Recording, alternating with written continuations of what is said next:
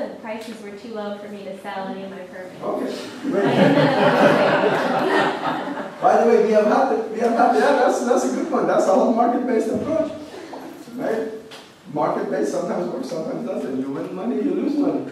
Now, do you know there is already a legal lawsuit, a very serious legal lawsuit by the California Chamber of Commerce to scrap this cap-and-trade program, and they have a pretty good shot at modifying it. Do you know, did you say that as part of your thing? Because what the agency did here, which is ARB, this is something that's not in AB 32. They created it administratively. They said, okay, I have 50 billion credits. I'm going to keep 25 billion credits for myself. And then when the price goes up, I'm going to sell it. That's what Bill Gates and Steve Jobs did with their companies. Bill Gates, when he started Microsoft, he said, yeah, I have like 5 million shares. I'm going to give 2 million to you. I'm going to keep 3 million for myself. If the company takes off, then I have 3 million shares. And my penny shares are going to become Microsoft or Apple at $500. That's how they became the richest people in the world. ARB pulled the same scheme of what we call the Microsoft scenario. ARB said, I'm going to keep half of the credits for myself. The first round, we had the first auctions last November. Did you guys follow it? Do you know what the credit was sold at? Oh, we did talk about it, but I don't remember.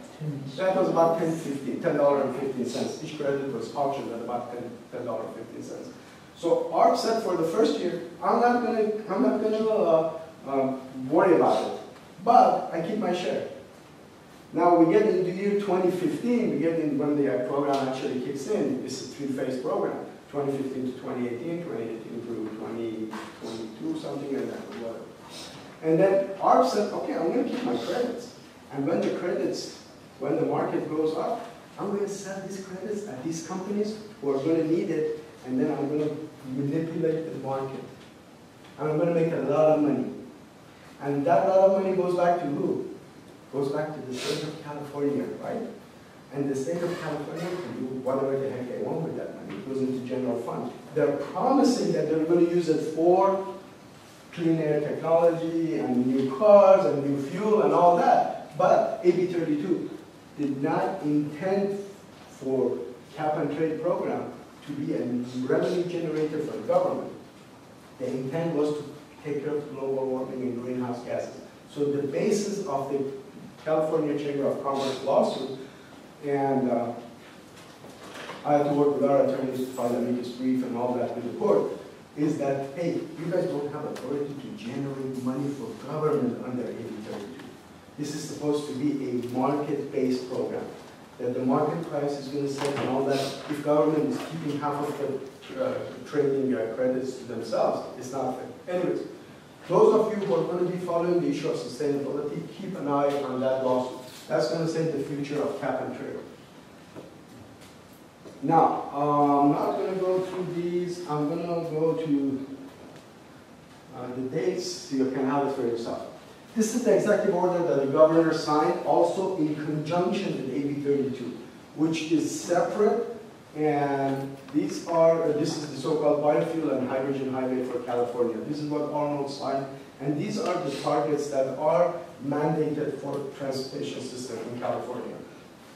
That we have is, the biofuel production has to go up by 20% by 2010. We're going to do it. We're going to do it. We'll talk about it why. 40% by 2040 and 75% by 2050. There is a Persian, I'm originally from Iran, so I always translate my homeland idioms and proverbs into English. There's a saying in Persian language that we say, the year that is good, you can know from the spring, okay? If the spring we didn't meet the 20%, I can bet you we're not going to meet the 40 and 50%, and we're going to talk about it, why is that it's going to happen. And those are the challenges that you guys, when you graduate, you're going to face. You're going to work for government, you're going to work for industry, and if you become sustainable and environmental advocates, you need to know these things and you know what the hurdles are and how to solve them, how to go around solving them. AB 32, the part of AB 32 that affected the greenhouse reduction is mostly what we call the SB 375. You guys in your work with AB 32, did you come across SB 375, Senate Bill 375? I don't think we did. Senate Bill 375 is what we call a concurrent bill that the Senate pro tem introduced at that time, Steinberg. And he said, okay, but how do we do this? How do we just deal with the transportation sector? And he introduced SB 375, Senate Bill 375. That is the part. By the way, what percentage of greenhouse gases in Southern California do you think are generated by cars? Yes. Ballpark.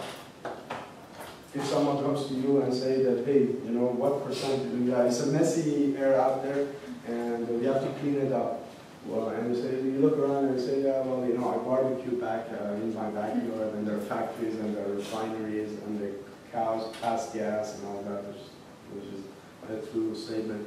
And what portion of the greenhouse gases in Southern California are generated by vehicles, by light vehicles, passenger cars? How much? 7. 7. You got the surprising one, though your answer is way off.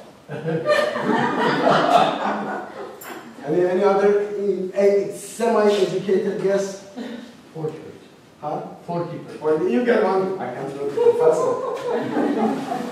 25 to 27%.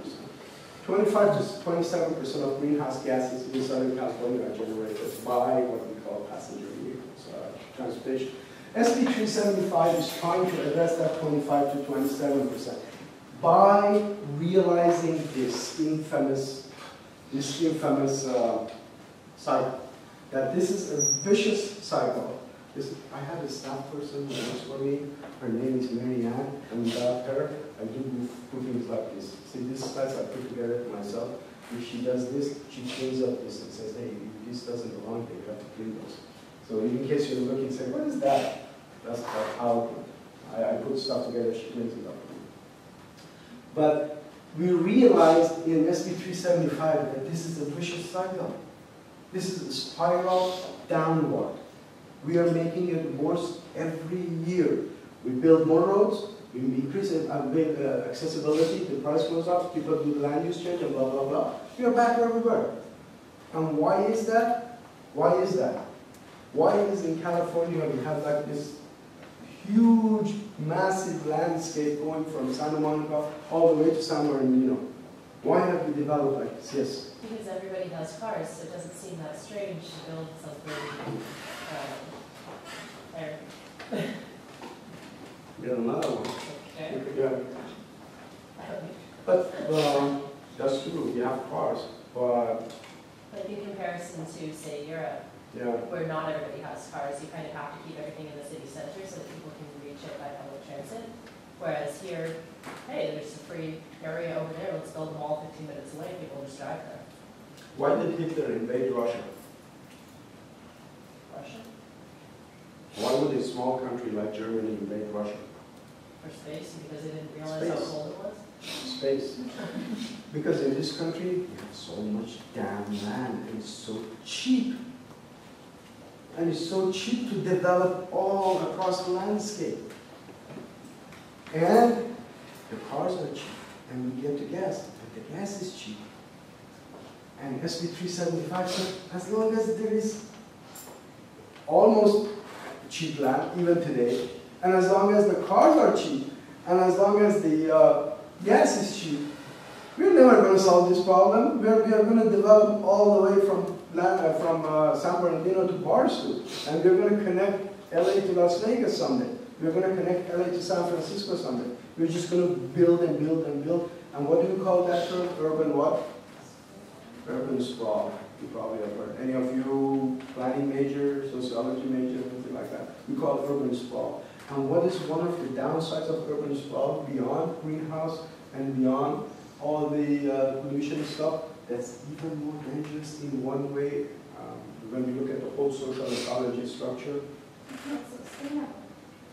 Who said that? You? Oh, yeah, okay. It's not sustainable first, yeah, because we're going to connect, we're going to build through desert and all that.